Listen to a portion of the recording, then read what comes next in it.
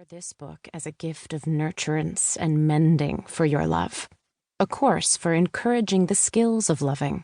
No matter who you are, you can enhance your relationship by incorporating these attitudes and behaviors.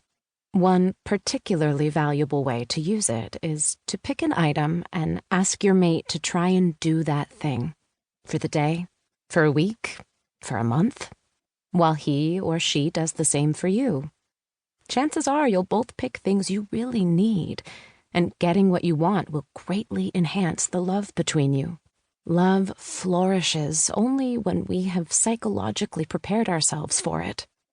Part 1, The Conditions of Love, talks about this preparation, offering some of the knowings we must have in order to create a felicitous climate for love.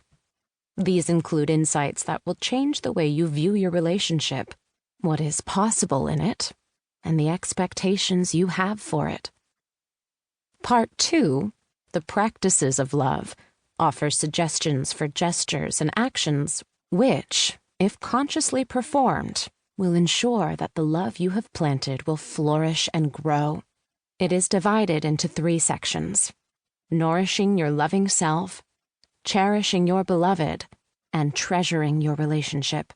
Because true love consists of taking care of yourself, the other person, and the relationship itself.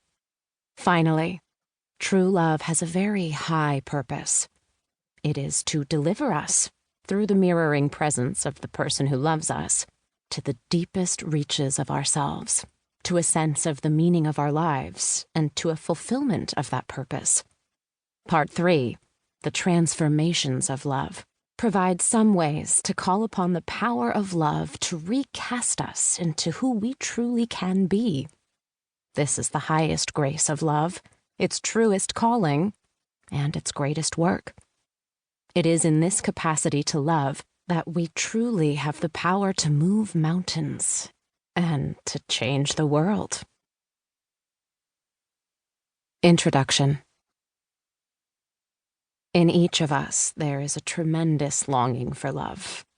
The love we desire is not only the euphoric butterflies in the stomach feeling of new romance, but also the ineffable consolation of being deeply known, received, and cared for, the profound sense of peace and security of spirit that comes from being deeply connected to another human being.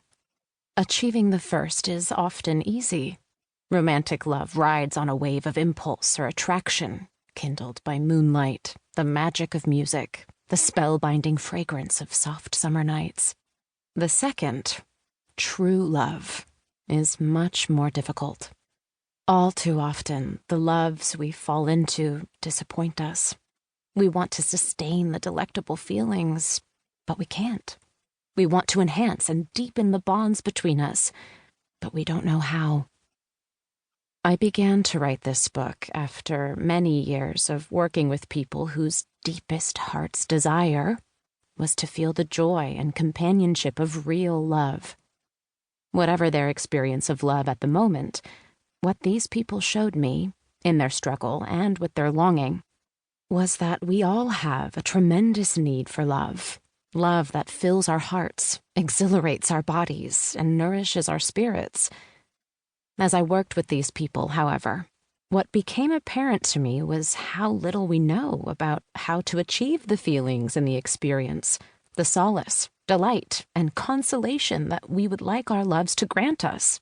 We have been taught how to balance a checkbook, stamp out ring around the collar, and put together a gourmet meal, but we have never been taught how to create an actual, loving relationship. Instead, with the help of romance novels, popular music, and the movies, we imagine that without any effort on our parts, love will solve all our problems and make all our dreams come true. Real love is more than a feeling, more than a magical interlude of emotional exhilaration that passes when the full moon fades to a sliver. Love is an array of behaviors, attitudes, and knowings, the practice of which creates and sustains the state of what we call love. Love in the form of a relationship that satisfies, supports, and heals.